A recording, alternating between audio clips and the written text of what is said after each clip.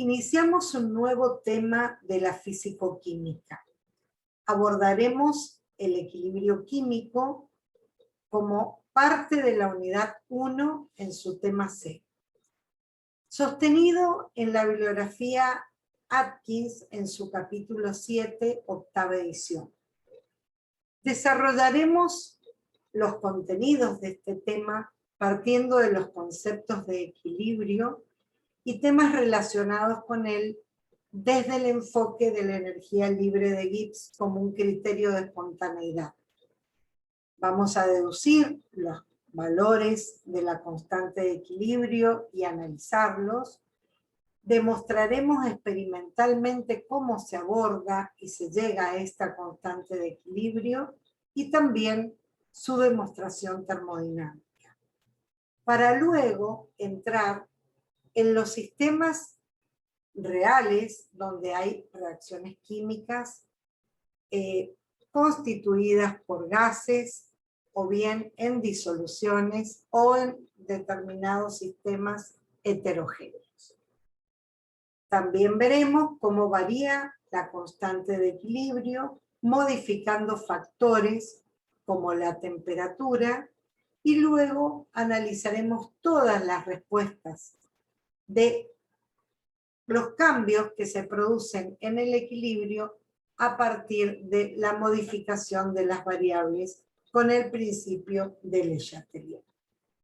Para esto tenemos que sostenernos en los distintos tipos de equilibrio que venimos analizando desde la física, desde la termodinámica y ahora en la fisicoquímica.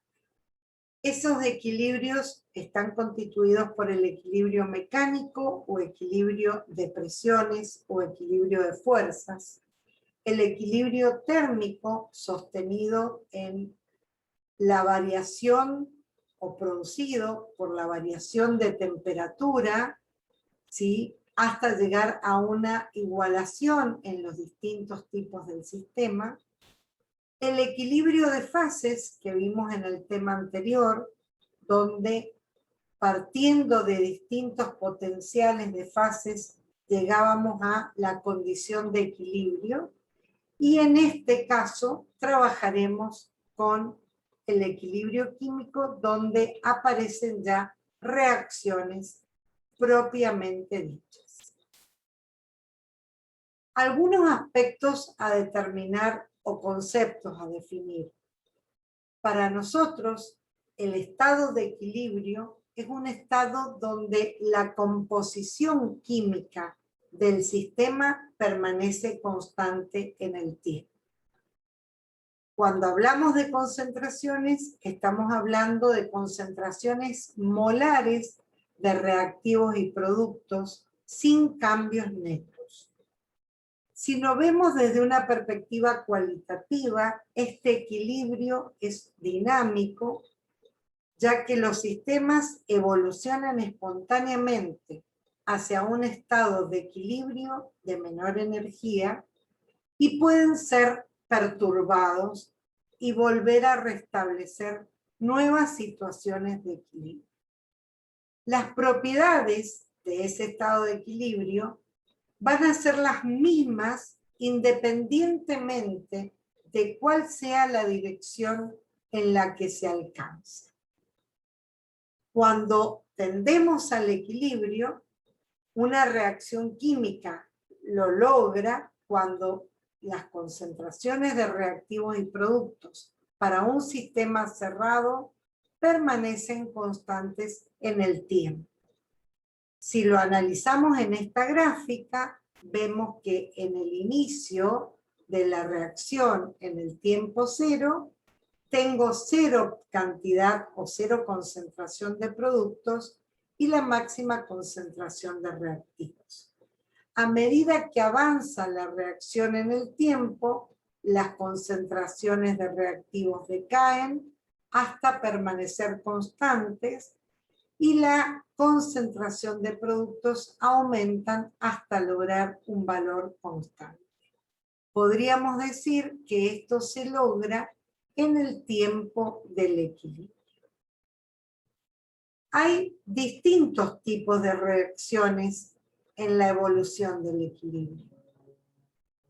Cuando tenemos una reacción, por ejemplo, de reactivos que me da producto, y las concentraciones iniciales se degradan o se consumen hasta lograr prácticamente una concentración final nula de reactivos, vemos que en los productos se logra una concentración final máxima. En este tiempo, lo que hemos logrado es que nuestra reacción sea completa o también llamada reacción irreversible desde el punto de vista químico. Sin embargo, la mayoría de las reacciones tienen comportamientos diferentes. Arrancan en una concentración inicial alta de reactivos y productos y logran, al finalizar la reacción, mantener una concentración de esos reactivos, ya que los productos evolucionan hasta una concentración final determinada, logrados estas concentraciones constantes en el tiempo del equilibrio respecto del avance de reacción. Así son la mayoría de las reacciones reales, posibles, que ocurren en la naturaleza y se denominan reacciones reversibles o también incompletas. Vamos a abordar el equilibrio desde experiencias para poder llegar a demostrar valores de la constante a una determinada temperatura. La experiencia con la que vamos a trabajar es una reacción conocida en la naturaleza, ocurre entre los óxidos de nitrógeno, como el tetróxido gaseoso, que es incoloro, que se descompone en 2 moles de dióxido de nitrógeno, que es un gas de color marrón. Estas 3 experiencias se verifican en un recipiente de 1 litro a 298 Kelvin y se plantean a partir de condiciones iniciales distintas.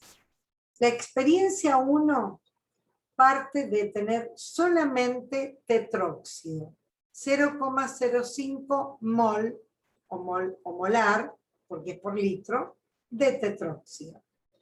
A medida que la reacción evoluciona y llega al tiempo del equilibrio, se descompone muy poco el tetróxido, por lo que vemos que hay una leve aparición de dióxido de nitrógeno.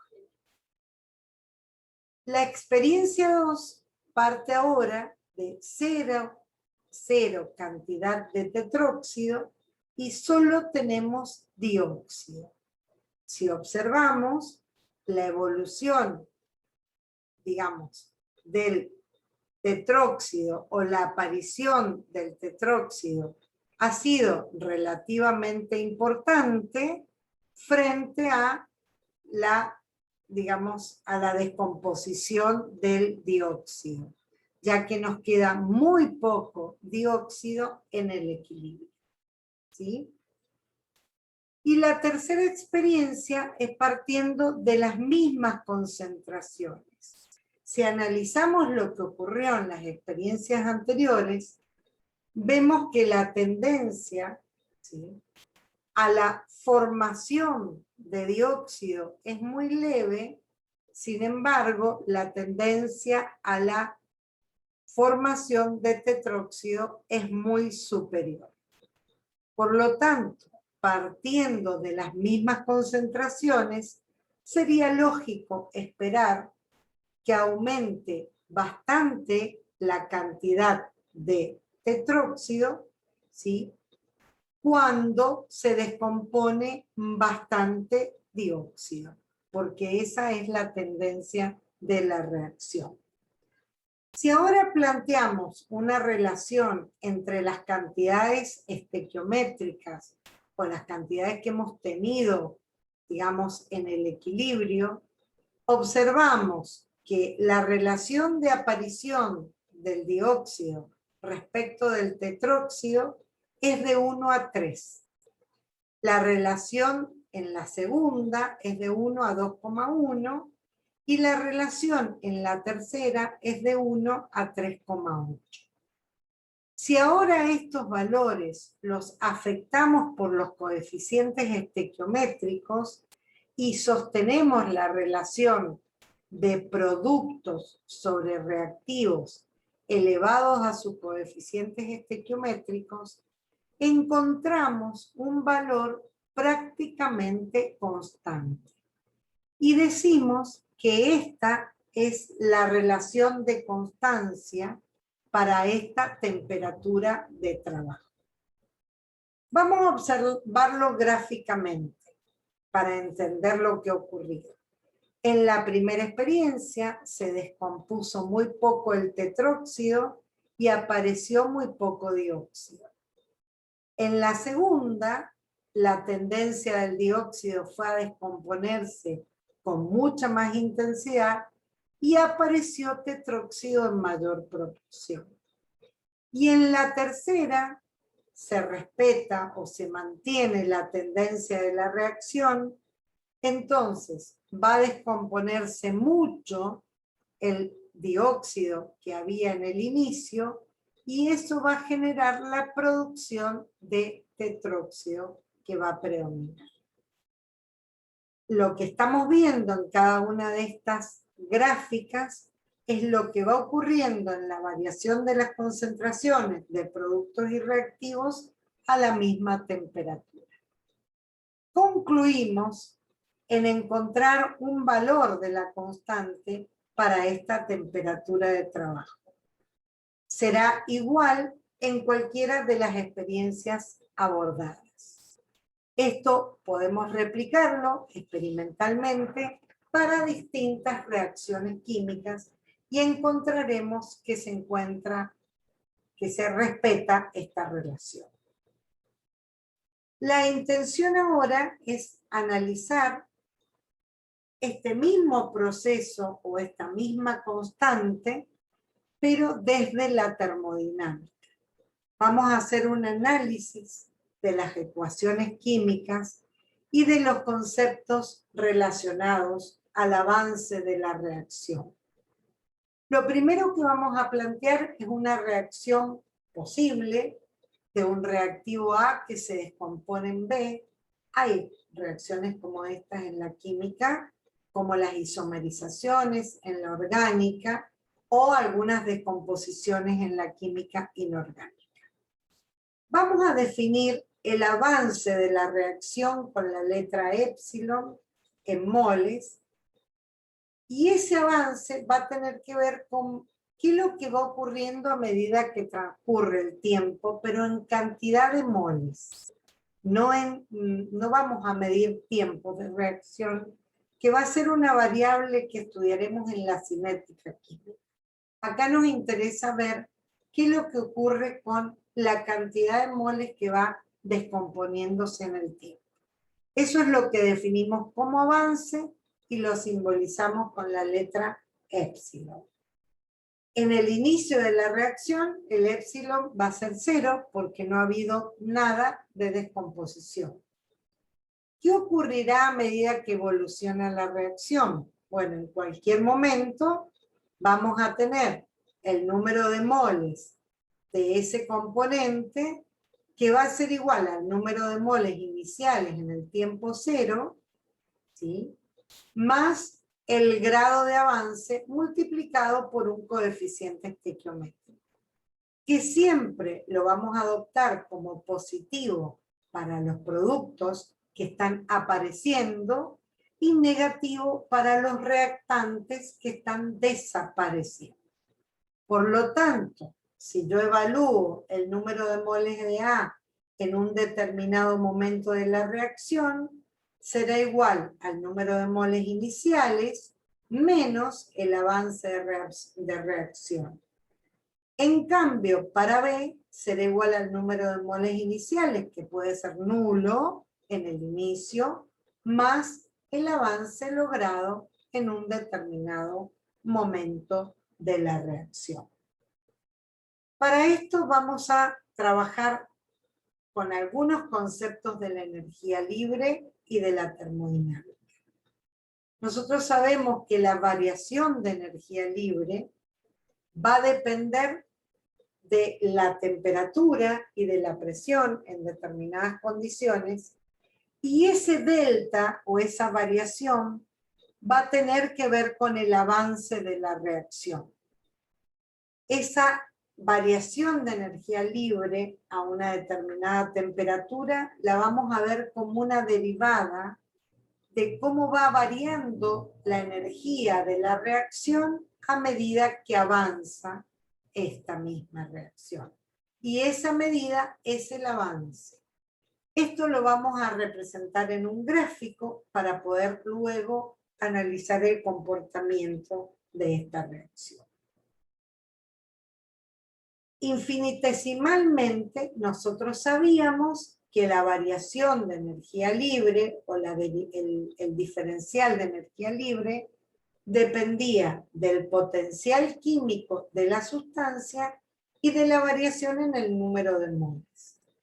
Pero acá tendremos que considerar la diferencia entre los estados iniciales y finales, ¿sí?, para esta reacción, porque este era el potencial químico de una mezcla de reactivos. Pero acá hay una reacción química y estos reactivos están desapareciendo en función del avance, mientras que están apareciendo los productos en función del avance. Entonces, nuestro diferencial de G va a ser igual al potencial químico de los productos menos el potencial químico de los reactivos por el diferencial del avance de reacción. Si reordenamos o si analizamos, vemos que esto era nuestro delta G a una determinada temperatura, que es igual a la diferencia de los potenciales químicos de las sustancias puras en el estado final, productos, menos el estado inicial, reactivos. Resumiendo, vamos a tener que para presión y temperatura constante, la variación de energía libre va a ser la pendiente o la variación de G con respecto al avance a presión y temperatura constantes, y van a depender de los potenciales de los estados finales, productos e iniciales reactivos. Ahora vamos a ver esa pendiente en una gráfica para poder analizar el sentido que tiene la reacción y cuál va a ser el proceso dominante. Analizados también en función de las energías puestas en juego en forma de trabajo. Desde una perspectiva siempre cualitativa, vamos a definir a las reacciones en función de la producción de trabajo como reacciones exergónicas o reacciones espontáneas. Y las reacciones que necesitan ese trabajo para producirse van a ser llamadas reacciones endergónicas. Conocemos reacciones que producen energía, como por ejemplo la oxidación de los hidratos de carbono, y reacciones que necesitan energía para poder producirse, como es el caso de las electrólisis. Ambas situaciones van a partir del no equilibrio o del inicio en el tiempo cero de la reacción. Cuando no ha ocurrido la reacción, tenemos la energía libre de los reactivos, que para que la reacción evolucione espontáneamente deberá ser mayor que la energía libre de los productos. ¿Hacia dónde va a evolucionar la reacción? Hacia lograr un estado de equilibrio donde la reacción se mantenga en una determinada condición de energía libre nula. Si nosotros analizamos la reacción inversa, partimos de una energía libre de productos que se descompone débilmente o levemente hasta restablecer el equilibrio o lograr ese equilibrio. Ahora, siempre las reacciones las vamos a analizar desde la condición de reactivos a productos a medida que avanza el proceso de reacción. Entonces, resumiendo, vemos que las reacciones donde la energía libre de los reactivos es mayor que la energía libre de los productos, van a ser espontáneas hasta lograr el equilibrio y serán reacciones exergónicas. Y en cambio, reacciones que necesitan energía para producirse van a ser aquellas que consumen trabajo y serán no espontáneas. A partir de esto que hemos analizado, vamos a ver cuáles son las condiciones generales para llegar al equilibrio químico. Trabajando con el concepto de potencial químico como propiedad molar parcial de la energía libre. Para nuestra reacción general de A moles de A más B moles de B como reactivos, que nos dan productos C y D con estos coeficientes estequiométricos, en general podemos decir que la variación de energía libre es una función de la temperatura a presión y número de moles constantes por diferencial de T, es una función de la presión a temperatura y a número de moles constantes por diferencial de P, y tiene una componente que es la derivada de G con respecto al número de moles a temperatura y presión constante, y el resto de los componentes constantes por el diferencial del número de moles de ese componente. Si esta reacción o si este diferencial es menor o igual que 0, tendrá una tendencia espontánea al equilibrio. Esta derivada es menos S diferencial de T, el segundo término es más B diferencial de P, y el último término es la sumatoria de las variaciones de la energía libre de los productos menos los reactivos. Si trabajamos a presión, bueno, esta última va a ser la sumatoria de los potenciales químicos de productos menos reactivos afectados por los coeficientes estequiométricos. Si planteamos condiciones de presión y temperatura constante, estos términos se simplifican y nos quedan solo los términos en función del potencial químico, que serán los potenciales, la sumatoria de los potenciales químicos, pero multiplicados por el avance de reacción. Y estos valores tendrán que tener condiciones, para llegar a condiciones de espontaneidad y poder llegar al equilibrio, valores menores o iguales que 0, considerando las reacciones a temperatura y presión constante para sistemas cerrados donde el único trabajo posible es un trabajo de expansión. Si simplificamos estos valores a presión y temperatura constante, vamos a ver que el cambio espontáneo va a ser siempre con la disminución de energía libre. Y tendremos un delta G integrado como la sumatoria de la energía libre de los productos menos la energía libre de los reactivos. Si el proceso es espontáneo, este delta G nos va a tener que dar negativo. En el inicio de la reacción vamos a poder conocer esto calculando esos delta G a partir de los valores para sustancias puras en condiciones estándar. Si nos da un valor de delta G igual 0, podremos saber que las condiciones para esa reacción están en equilibrio y podremos determinar los valores de la composición de la mezcla en el equilibrio.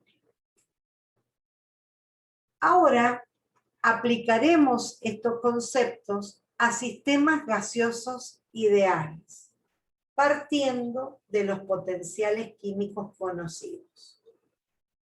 Como el potencial químico para un gas ideal puro dependía de la temperatura y la presión, pero también del potencial químico estándar o tipo, y de la variación de las presiones de esos gases respecto de la presión tipo. Esto era cuando el gas era puro y era ideal. Si yo ese gas lo tenía en una mezcla de gases, ahora la presión ya no iba a ser la presión del gas único, sino va a ser la presión del componente en la mezcla de gases, y el potencial va a ser el potencial químico de ese componente en condiciones estándar. Si aplicamos esto a una reacción química de gases ideales, de los reactivos A y B en estado gaseoso para darnos los productos C y D, vemos que ordenando en los términos en condiciones estándar o tipo, podemos calcular el delta G como el potencial químico de los productos sumados, ¿sí?, en condiciones estándar, menos el potencial químico de los reactivos, todos multiplicados por sus coeficientes estequiométricos, y obtendremos el delta G0 o el delta G tipo o estándar para esta reacción, más los términos variables que serán RT por el logaritmo de la presión del componente C por su coeficiente, más la del componente P por su coeficiente, menos los términos de los reactivos A y B.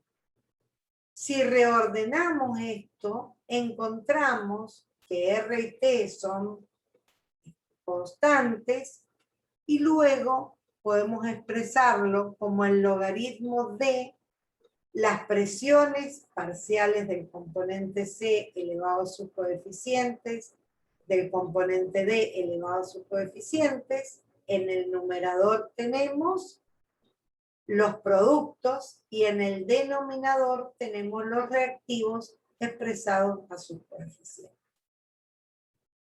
Desde el punto de vista termodinámico sería mucho más correcto haber hablado, haber expresado esto en función de actividades.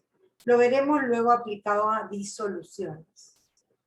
Si observamos esta expresión, ¿sí?, ¿qué es lo que tenemos?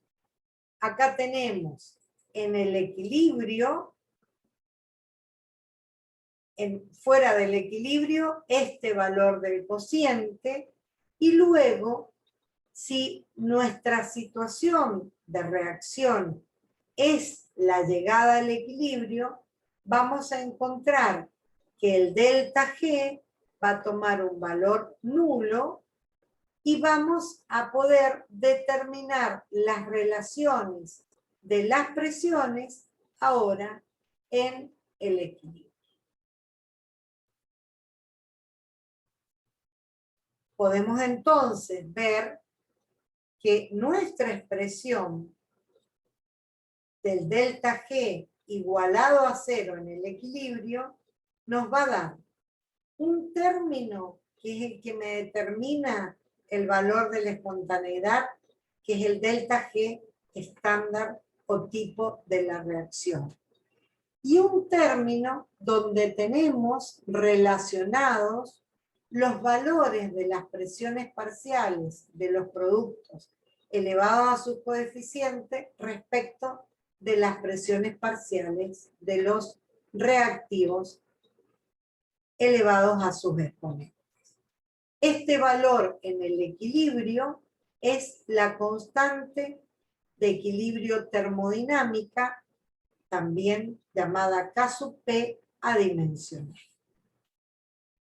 ¿Cómo será el valor de esa constante y cómo se relaciona esa constante con delta G?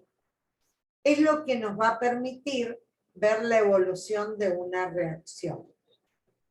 Si nosotros tenemos esta expresión igualada a 0, podemos despejar el delta G0, que es el valor calculado por tablas, y encontrar que es igual a menos RT por el logaritmo de Kp.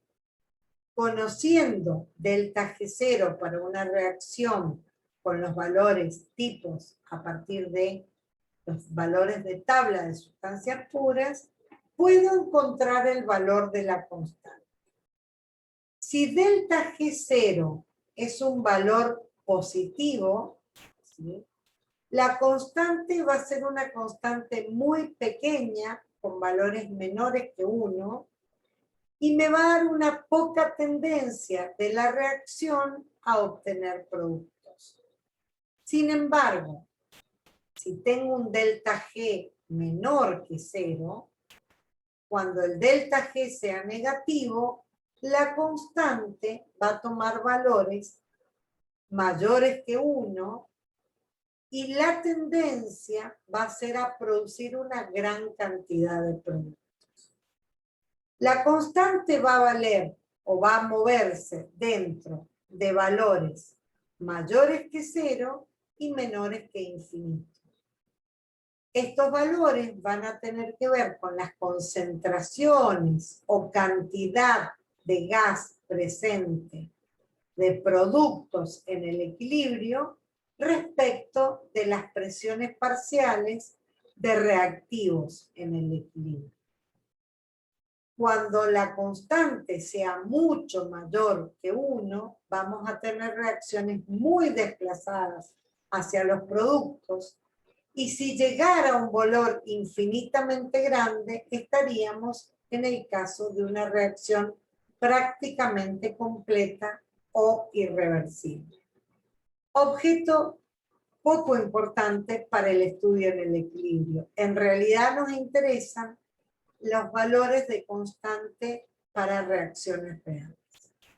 Ese delta G, como vimos, solo depende de la temperatura, porque estamos trabajando a presión constante, y Kp también va a tener una dependencia directa con la temperatura.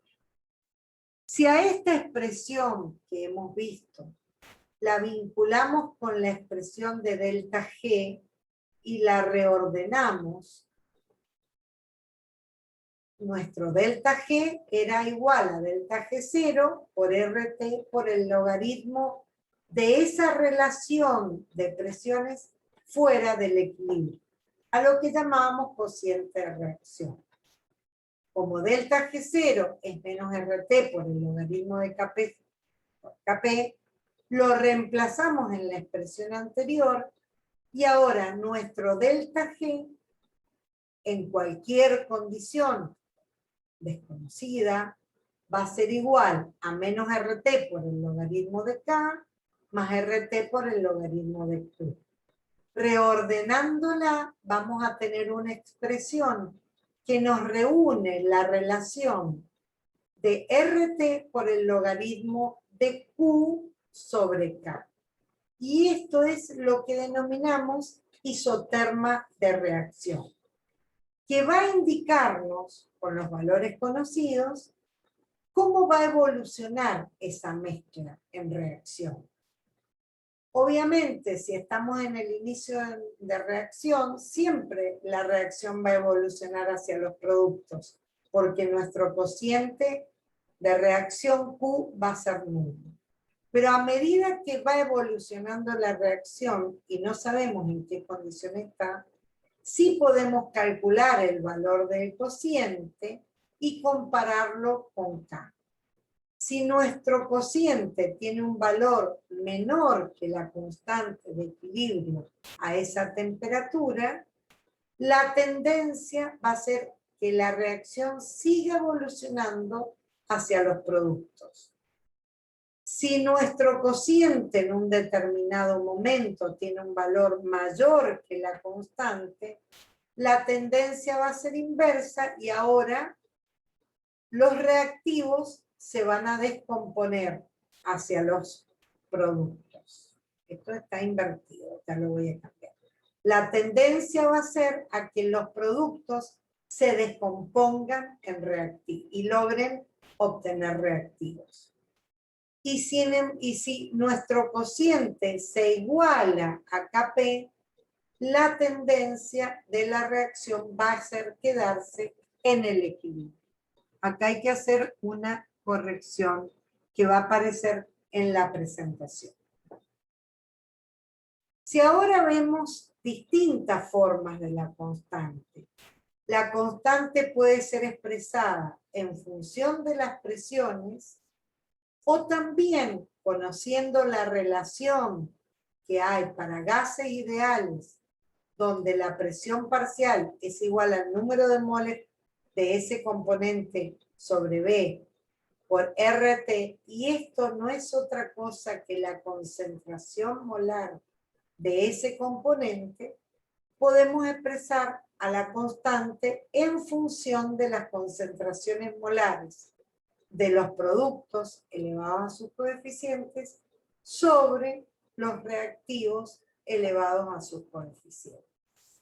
Si relacionamos Kc con Kp en función de esta ecuación, podemos encontrar una relación de Kp igual a Kc por RT a la delta N. ¿Qué es delta N? Es la variación en el número de moles de las sustancias gaseosas de productos menos reactivos. Si hay una diferencia en el número de moles, veremos que Kp y Kc tienen valores diferentes. Cuando la relación en el número de moles sea igual a 0, el delta N sea igual a 0, entonces Kp0 va a ser igual a Kp e igual a Kc o K dependiendo del valor de las concentraciones. Algo que sí me interesa analizar, y lo vamos a ver en la expresión anterior, es el valor que puede tomar la constante. Dijimos que podía valer entre 0 e infinito. Cuando la constante sea mayor que 1, significa que tengo en ese equilibrio muchos productos y me quedan muy pocos reactivos por reaccionar. Voy a tener una reacción con tendencia hacia los productos. En cambio, cuando la constante es muy pequeña, entonces mi reacción va a tender hacia los reactivos. ¿Qué ocurre en reacciones cuando las sustancias están en disolución? Desde el punto de vista termodinámico, habría que corregir las concentraciones por el concepto de actividades. Entendiendo la actividad de un reactivo como la concentración efectiva o fracción molar efectiva. En función de las presiones, las actividades pueden ser las presiones del componente A respecto de la presión del componente puro. Esto lo vimos también, esta relación la vimos en equilibrio de fases. Para sustancias en disolución, ese potencial va a tener que ver con el potencial cero y va a ser sumado va a tener el término donde esté afectado por la actividad del componente del que estamos hablando. En una disolución ideal se pueden reemplazar todas las molaridades, todas las actividades por molaridades, molalidades o bien presiones parciales. Vamos a hacer este reemplazo para poder entender cómo llegamos a la constante de equilibrio en función de las actividades. Si trabajamos con el potencial químico de una determinada sustancia I, ese potencial químico va a ser igual al potencial estándar más RT por el logaritmo de la actividad de ese componente. Si ahora lo que hacemos es hacer la sumatoria de los potenciales químicos de los productos C, ¿sí?, más B, menos los potenciales químicos de los reactivos y los igualamos a 0, vamos a tener los términos de potenciales químicos en condiciones estándar, como el delta G0 más el RT por el logaritmo de las actividades de los productos sobre las actividades de los reactivos, y eso es lo que vamos a denominar constante termodinámica de equilibrio. Cuando esto es igual a 0, me va a quedar que el delta G0 va a ser igual al menos RT por el logaritmo de K. Valor al que habíamos llegado desde otro análisis de variables. Esa constante de la que estamos hablando es la constante termodinámica del equilibrio, ahora definida en función de las actividades de reactivos y productos. La constante la vamos a considerar adimensional. Es una función que nos va a mostrar cómo va a depender solo de variables termodinámicas y va a ser independiente de cómo llegó esa reacción a producirse, tanto desde el punto de vista cinético como desde sus mecanismos. ¿Y qué nos va a permitir el valor de esa constante? Nos va a permitir saber cuál va a ser la evolución de la reacción y nos va a dar un rendimiento máximo de productos obtenido a partir de determinadas concentraciones iniciales de los reactivos. Entonces, esta constante va a ser similar a la que analizamos para gases en equilibrios de sustancias gaseosas. ¿Qué ocurre si los equilibrios presentan heterogeneidad en las fases de las sustancias reaccionantes y productos? Este es un ejemplo. Tenemos el carbonato de calcio que se está descomponiendo para darnos óxido de calcio sólido y dióxido de carbono gas.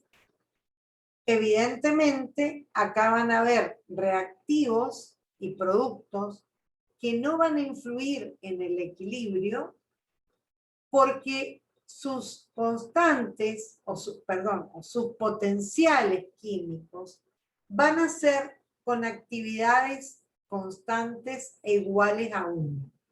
Los líquidos, solventes, y los sólidos puros van a tener, desde el punto de vista de la energía libre, una actividad igual a 1 y sus potenciales van a ser iguales. No van a influir en la constante de equilibrio y solamente van a influir aquellas sustancias que varíen sus concentraciones o sus presiones parciales en el equilibrio. Para este caso, la expresión de la constante de equilibrio en función de la concentración molar K sub C va a ser directamente igual a la concentración de dióxido de carbono en el equilibrio. Podríamos haberla expresado en función de las presiones parciales, y ponerla como Kp igual a la presión del dióxido de carbono obtenido en esa reacción a esa temperatura. ¿Qué ocurre o cómo podemos llegar a cambiar estas condiciones de equilibrio? Para cambiar las condiciones de equilibrio, lo primero que nos tenemos que plantear es si podemos modificar la constante. Si no podemos modificar la constante, modificaremos las condiciones de esa situación de equilibrio que dijimos que era dinámica, variando otras distintas condiciones o variables para poder ver cómo van a ser las respuestas de las reacciones químicas en ese desequilibrio propuesto o planteado por modificación de variables. Algunas respuestas que podemos generar o cambio en las condiciones. Una de ellas es la variación en el cambio, en la variación de la presión. Si nosotros decimos que delta G es igual a menos RT por el logaritmo de Kp, y dijimos que tanto delta G como Kp eran independientes de la presión, ¿sí? Esto lo podemos demostrar derivando K con respecto a P a temperatura constante y encontramos que al ser independiente, esta relación es prácticamente nula. Es nula. Y entonces, ¿qué podemos decir?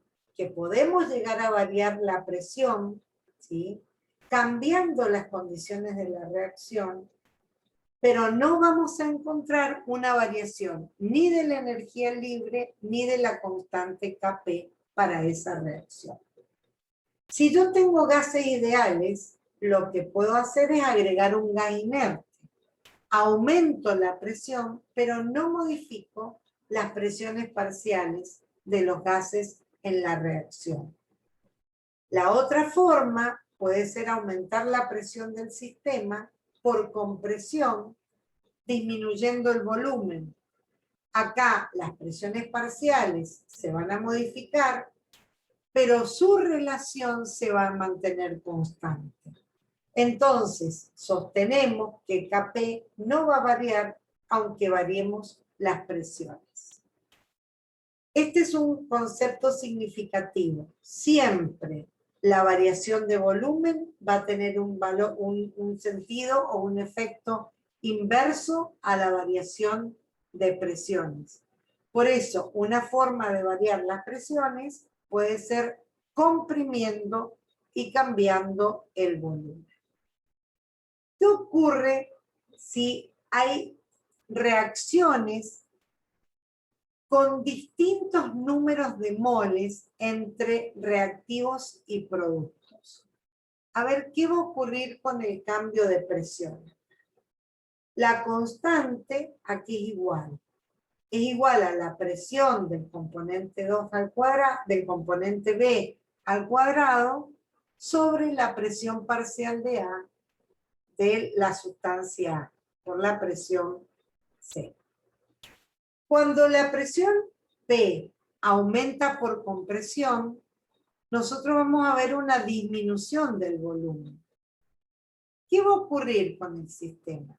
El sistema va a tender a equilibrarse tratando de disminuir la presión de B para poder compensar y aumentar la presión de A. O sea, si aumentamos la presión total del sistema, como la constante K no varía con la variación de las presiones, esta relación va a tender a sostenerse constante.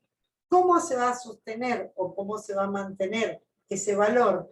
Disminuyendo la presión en el lado de los productos y produciendo mayor cantidad de reactivos o desplazando la reacción hacia los reactivos.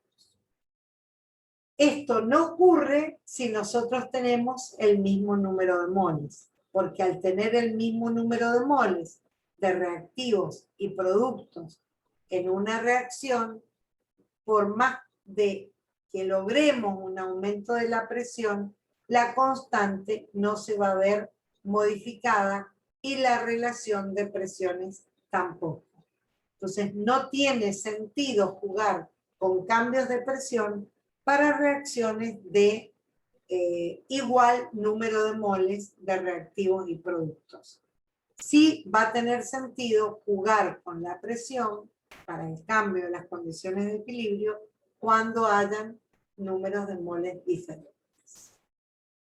¿Qué va a ocurrir con respecto a la temperatura? Habíamos dicho que la delta G era una función de la temperatura y que Kp también lo era. Entonces vamos a modificar una situación de equilibrio probablemente cuando cambiemos, ¿sí?, el valor de la constante. Si nosotros cambiamos, ¿sí?, la temperatura, vamos a ver cómo se modifica esa constante. Expresamos esta expresión, la reordenamos en términos de logaritmos de Kp como menos delta G sobre RT. Lo que vamos a hacer ahora es operar matemáticamente y hacer que esta expresión la derivemos con respecto a T. Si la derivamos con respecto a T, vamos a tener que el delta G0 me va a quedar igual a delta G0 sobre RT cuadrado menos 1 sobre RT por la derivada de G con respecto a T. Nosotros sabemos que el diferencial de G era menos S diferencial de T más B diferencial de P. Entonces, nuestra derivada de K, P con respecto a T, va a ser igual a delta G0 sobre RT cuadrado más delta S sobre RT. Este término, ¿sí?, va a quedarme como el menos delta S diferencial de P en estos términos vistos. Encontramos entonces que la relación va a ser vinculada a delta G.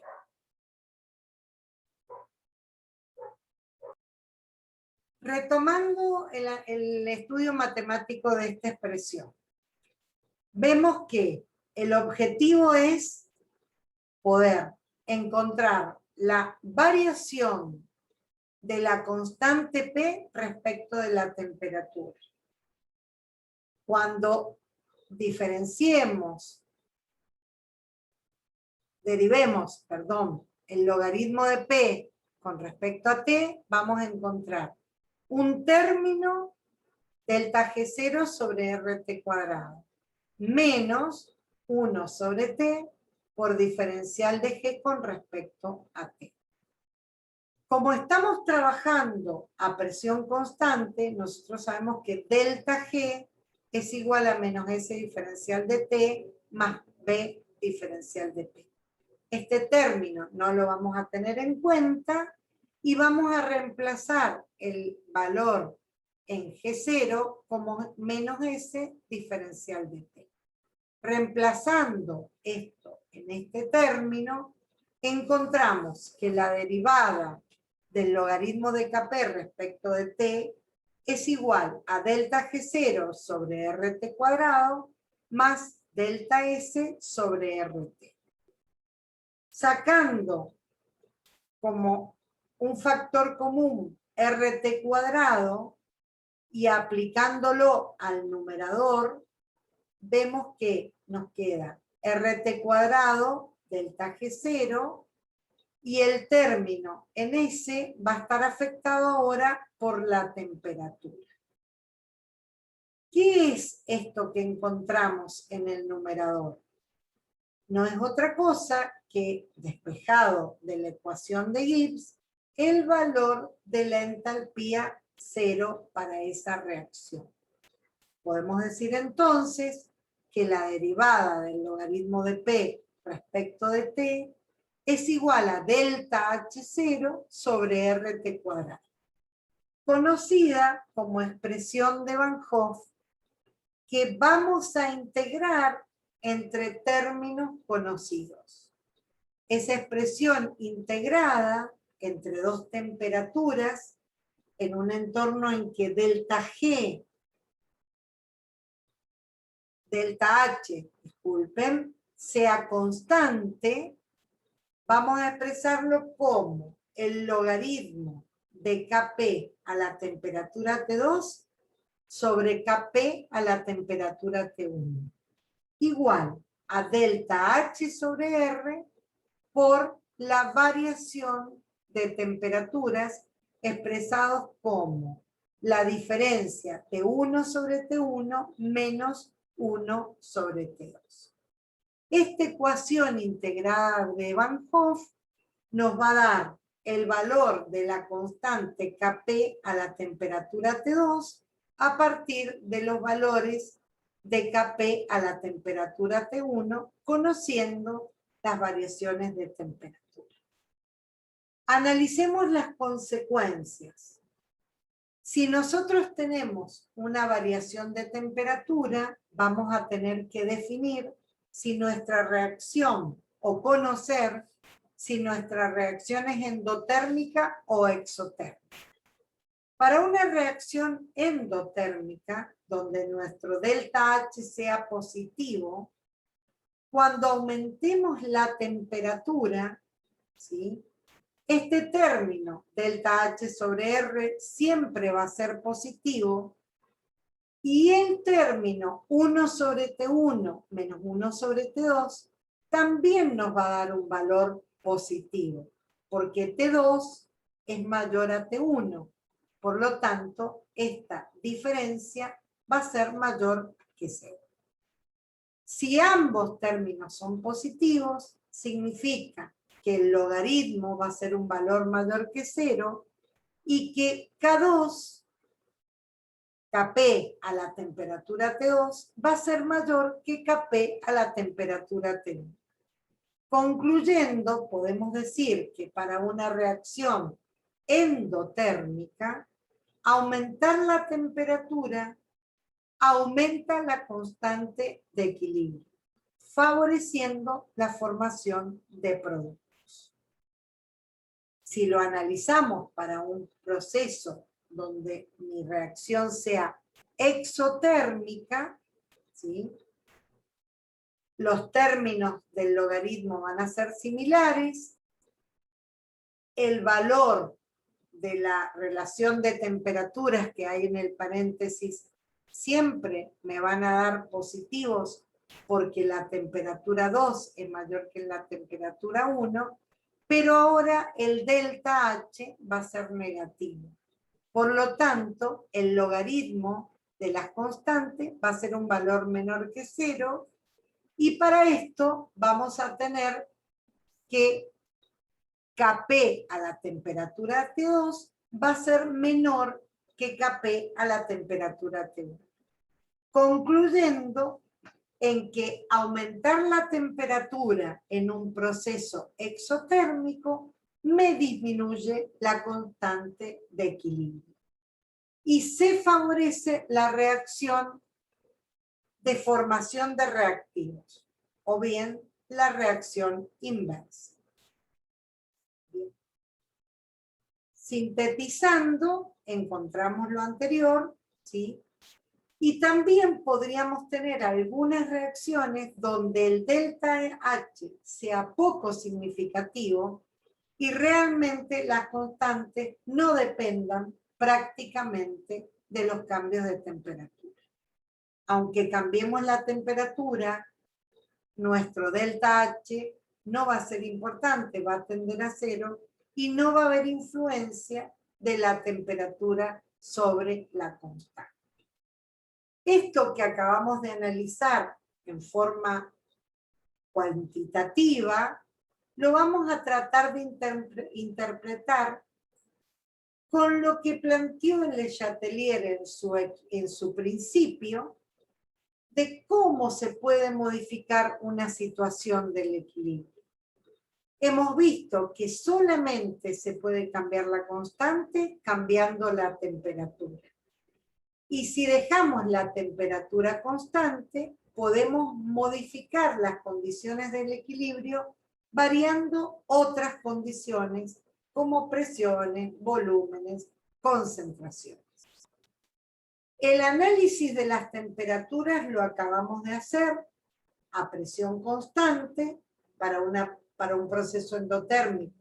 Aumento la temperatura, la constante Kp aumenta. Para un proceso exotérmico, aumento la temperatura, la constante Kp disminuye. ¿Qué ocurre si a una reacción le agregamos reactivos o le sacamos reactivos o productos? Ahora lo que vamos a tener que analizar es una relación en esa isoterma de reacción donde tenemos el valor de la constante y ahora vemos qué pasa con el cociente de reacción. Si nosotros, conociendo el valor de la constante, agregamos reactivos, ¿sí? Cuando agregamos reactivos, aumenta nuestro denominador, ¿sí?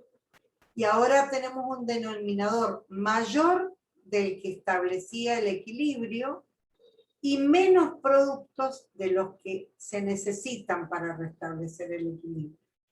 Por lo tanto, cuando el cociente de reacción sea menor que la constante de equilibrio, se formarán más productos y la tendencia va a ser a restablecer un nuevo equilibrio formando más productos a partir del consumo de esos reactivos. Si en cambio agregáramos productos, o sea, tenemos mayor concentración de productos que en el equilibrio, nuestro cociente es mayor que la constante. Y ahora se van a empezar a descomponer esos productos para obtener nuevos reactivos. También podría ocurrir que sacásemos productos del proceso o del reactor. Si yo disminuyo la cantidad de productos en el reactor, mi cociente va a ser menor que la constante y vamos a lograr mayor formación de productos. Esto lo vamos a ver muy bien aplicado en los ejercicios del trabajo práctico de aula. ¿Qué otra cosa podemos analizar? ¿Qué ocurre si adicionásemos un catalizador o una enzima a un proceso natural? Estos son variables o van a ser factores que me modifican la velocidad de reacción, pero nunca las concentraciones en el equilibrio. Por lo tanto, no se va a afectar el equilibrio cuando adicionamos un catalizador o una enzima. Y luego, si adicionamos un reactivo o un producto sólido o un solvente puro, tampoco se va a alterar el equilibrio porque no se modifican las cantidades de reactivos y productos respecto de la constante. Para hacer un resumen de conceptos de lo que hemos tratado en este tema, hemos visto que es el equilibrio desde el punto de vista experimental, trabajando con reactivos y productos, distintos tipos de reacciones, los conceptos de termodinámica asociados a la espontaneidad y al equilibrio, el valor de la constante de equilibrio, su tratamiento termodinámico, algunas conclusiones en relación con la espontaneidad desde el punto de vista cualitativo y desde el punto de vista cuantitativo, ¿sí? Aplicaciones en distintos tipos de equilibrios homogéneos, heterogéneos. También vamos a ver en el próximo tema en equilibrios redox y electroquímica. Y por supuesto, todo lo que hace a las variaciones de la concentración de las condiciones del equilibrio, perturbándolo, cambiando la temperatura, modificando la constante o cambiando otras condiciones que modifiquen el cociente de reacción, que es el análisis que hace el principio de Le Chatelier. Y con esto damos por concluido el tema. Muchas gracias por su atención.